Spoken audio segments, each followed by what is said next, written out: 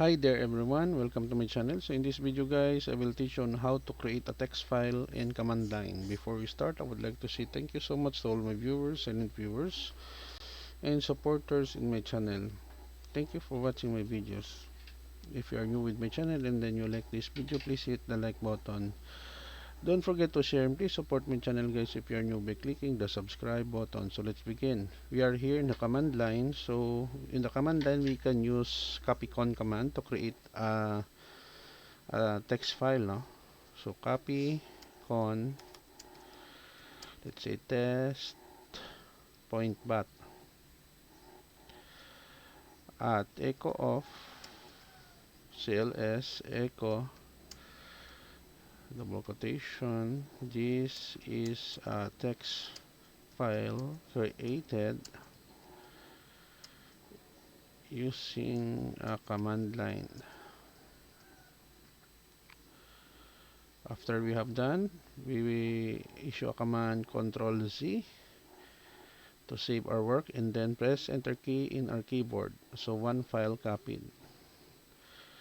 We have to display the AR command. So when we run text enter,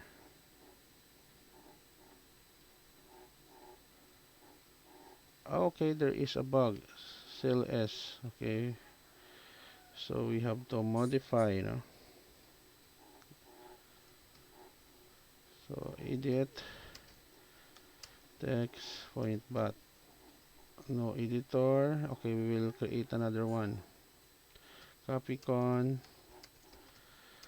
text point bat at echo of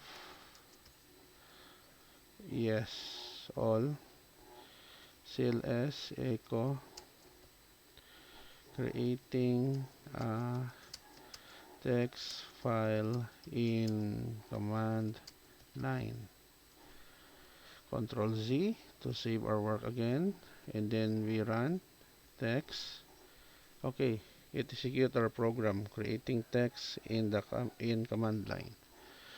Okay guys, so to display again, we can use the command type space text dot bat to display the result.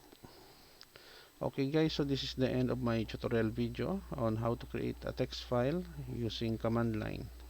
Thank you so much for watching. I hope that you have learned something new in this video. Please hit the like button. Don't forget to share and please support my channel guys if you're new by clicking the subscribe button. See you in the next video tutorial guys. This is your friend Jake saying bye bye for now.